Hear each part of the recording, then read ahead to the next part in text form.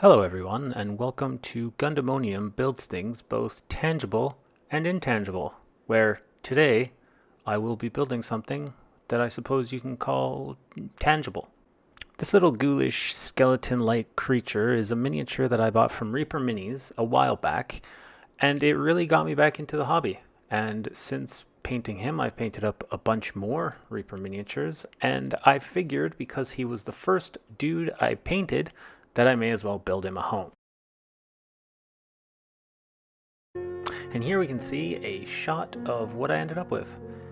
I really liked how this turned out, and it was actually a first for me. I had never made a diorama before, at least not in this scale. I'd made a little vignette prior to this as a kind of practice run, but this was the first time that I'd ever really sat down and thought of a project from start to finish.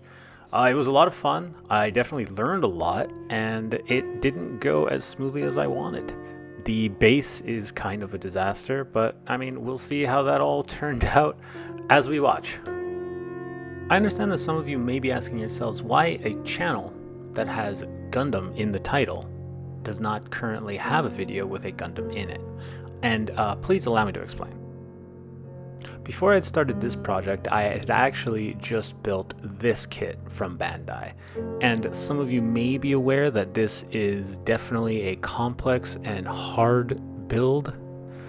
Yeah, it's done now, but it really hurt and I needed to do something else to refresh my brain. First step was to just sort through a bunch of these fence pieces that I had purchased a few months back from Reaper Miniatures. I really like these, and they were super affordable, and yeah, I just basically picked through them. There was a cute pig cart that I had bought as well, because I mean, it's really adorable. Look at that. How do you not?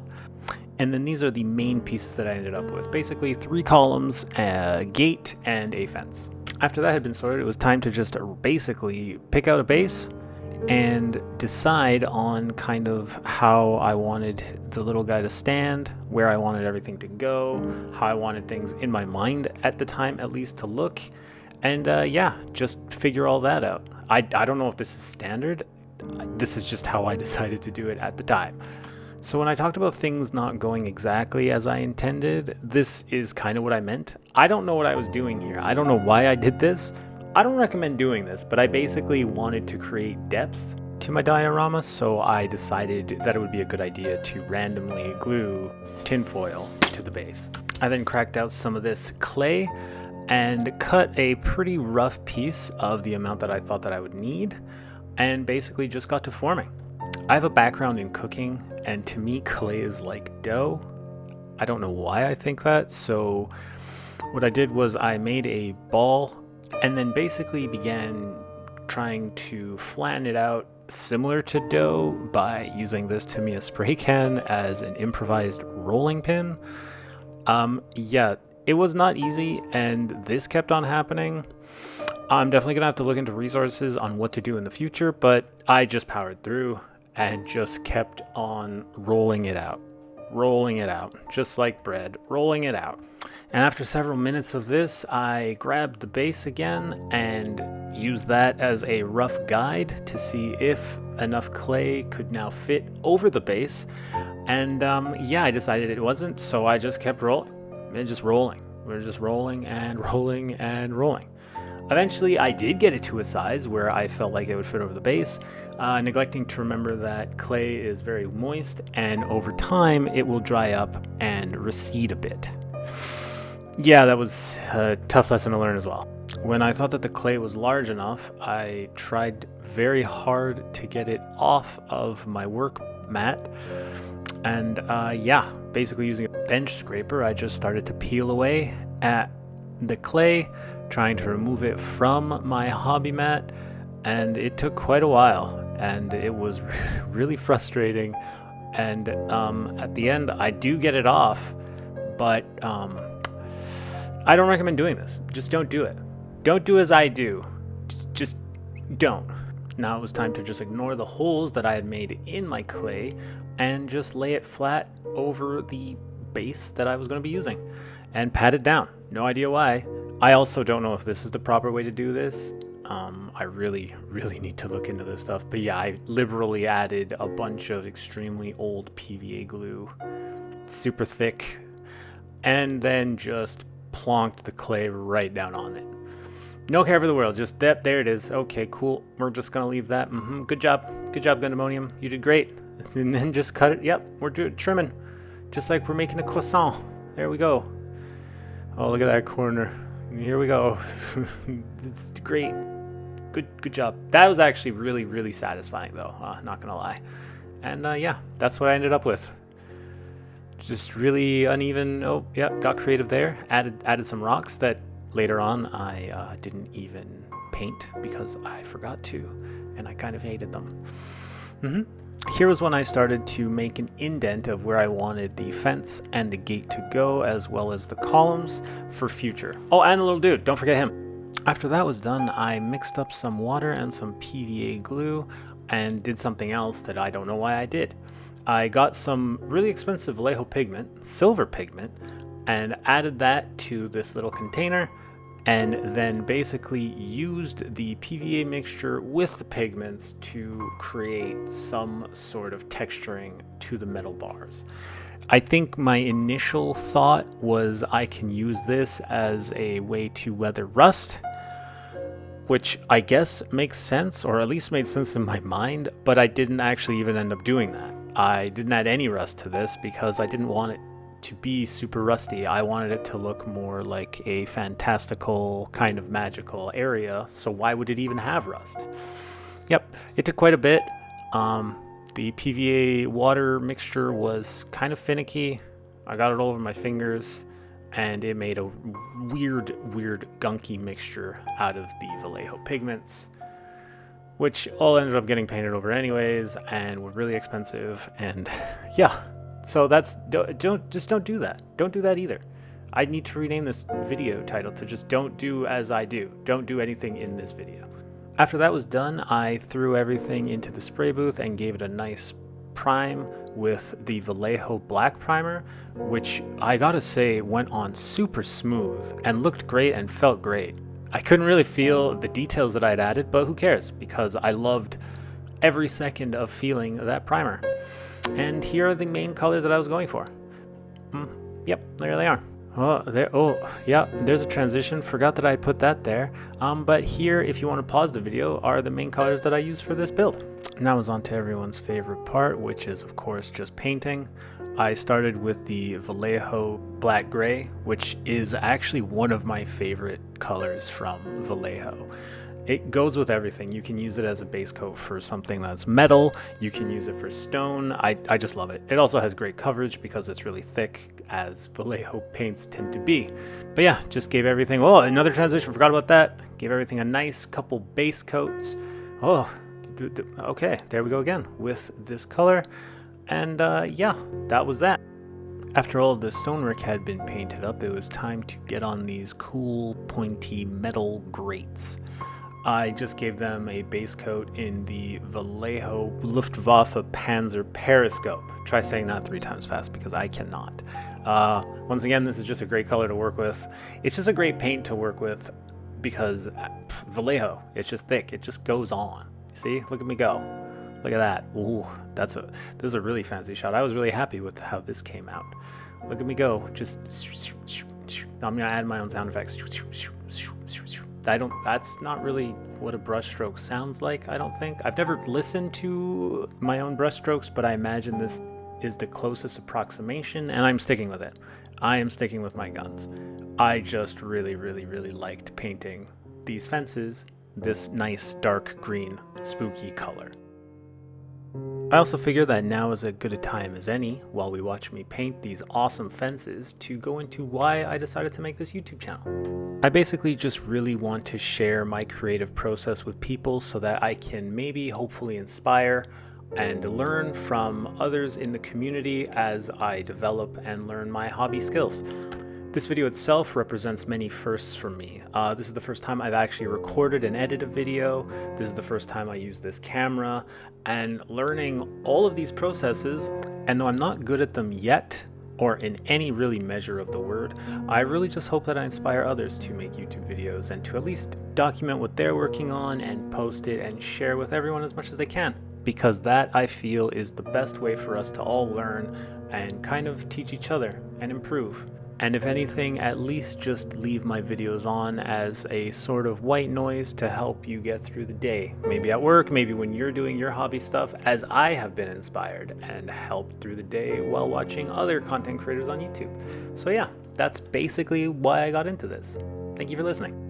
After those green base coats were done and I was happy with them and they looked good and solid, it was time to move on to adding some extra depth to the stonework. As you can see, I got some more of the black gray and some white and mixed it all up nice and good. Oh, that looks so cool. I love watching that. That went on real well, yeah. And basically, using the dry brushing technique, I started from the top to the bottom and would just add a lighter shade of gray to all of the stonework, trying to make sure that I hit the tops of the stones before the bottom to kind of try and create that natural contrast so that the lighter shade was now on the tops of the stones rather than on the bottom, because essentially the sun will be coming from the top. I clearly totally gave up on that technique by this point. Oh, no, never mind, went back to it. Yep, see? Got to make sure that the tops of the stones get the lighter color because that's where the natural sunlight would hit it based on, I suppose, where I imagine the sun was in my diorama itself.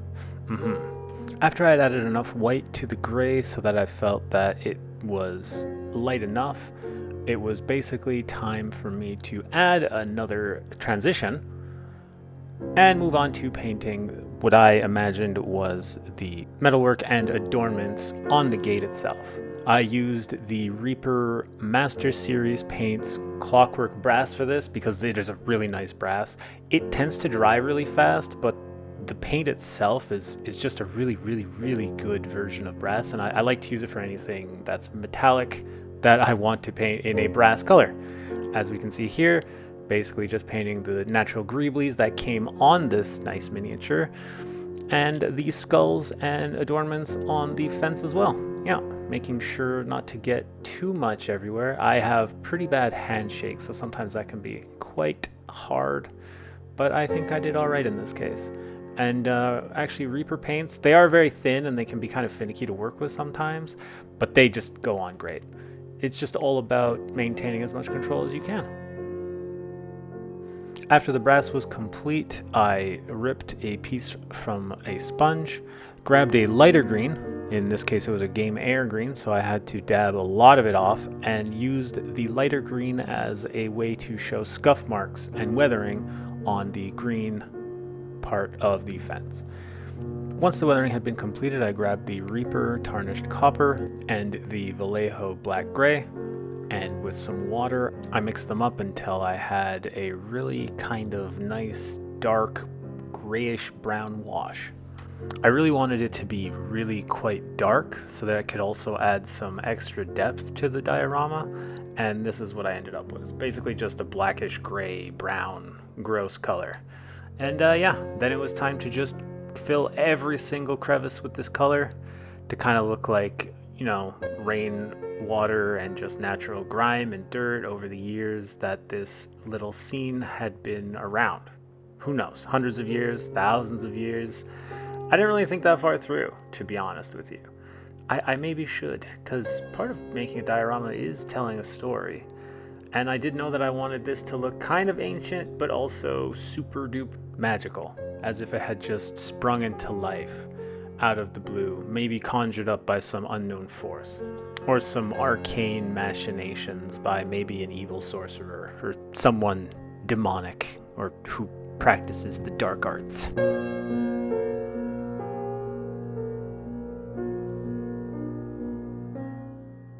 I found adding the wash specifically to the long fence to be really therapeutic. It was really fun to watch the wash that I had created just kind of seep into the cracks of the stonework, and it felt really soothing in a way. I don't know, I just really liked watching the wash just seep into the cracks and crevices like they did. I also really liberally added it to all of the fences, including the spikes and all of the brasswork that I had previously painted.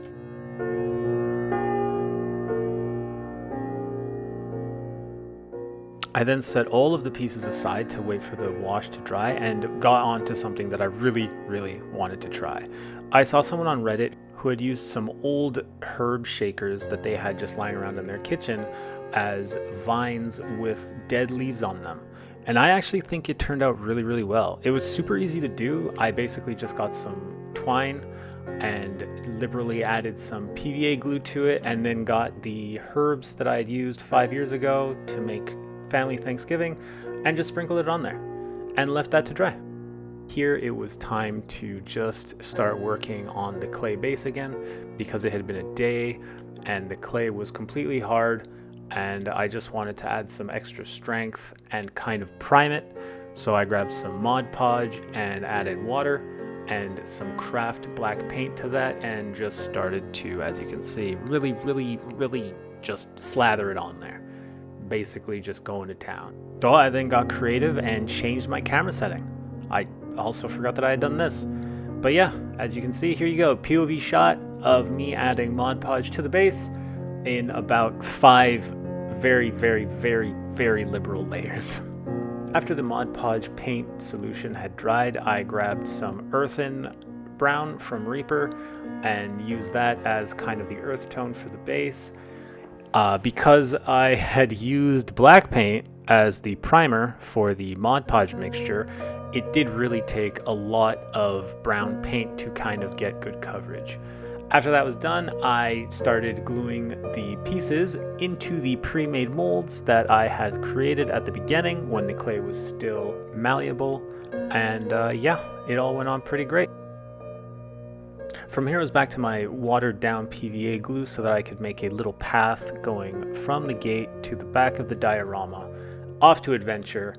And then I grabbed my Gale Force 9 pebbles and started adding them to the diorama, going from the largest size pebbles to the smallest size.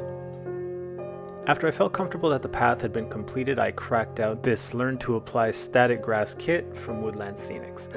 I had never used any sort of flocking or static grass before, and was super duper relieved to find that Woodland Scenics actually made this really affordable kit for hobbyists to actually learn the basics.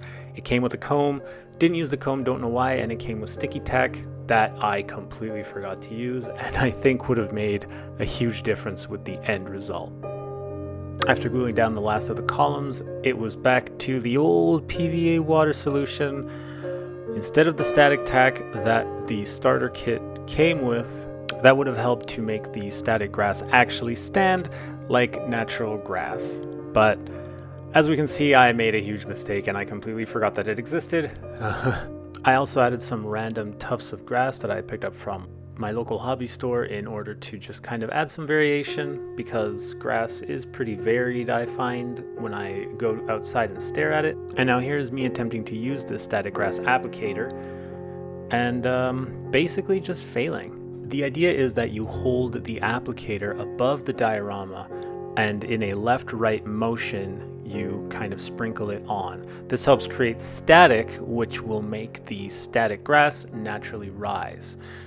I failed to do that until this portion, and yeah, I had to give it a quick tappy to get all of the excess flocking that didn't stick, and then basically proceeded to forget about the static tack again and just continue to fail through. Here I'm just adding some glue to the walls so that I can use the dark green flock as kind of like a mossy growth. I really liked how this shade looked though, and I had to fill it like 3 times because I kept not filling the static grass applicator enough. But yeah, it went on real nice and it looked really cool. There we go. That's me trying to be fancy with an artistic shot. As you can see, it does look like moss. I was super duper happy with that, and I think I want to use it again in the future. I just need to figure out where.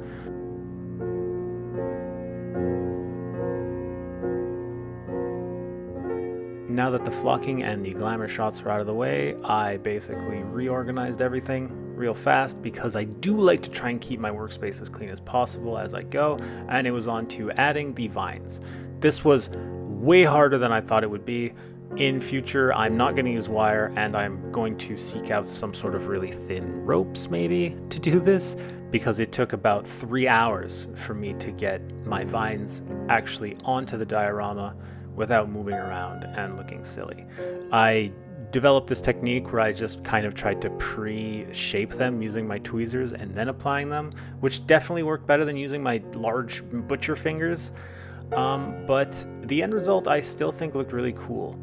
The dried herbs really do look like dead leaves, and I recommend everyone else give that a try too. From this point I was ready to call it done, and so I turned off my light to indicate that. And yeah, that's it. That's the end result. As you can see, I think that the coolest part really is the moss that I added to the front and the walls, and I was really happy with how those vines turned out. Like I said earlier, I really would recommend giving it a try because it's super easy, and we all remember when we bought a spice rack so that we could prepare Thanksgiving dinner with our family about 7 years ago.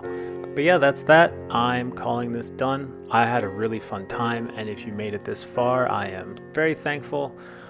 Thank you for watching, and I hope to see you again in future because I have a lot of other dioramas that I would like to build planned, and learning is always on the table. So thank you so much for sticking around, and I hope that you have a great night / week / weekend, wherever it is that you find yourself right now. Toodaloo!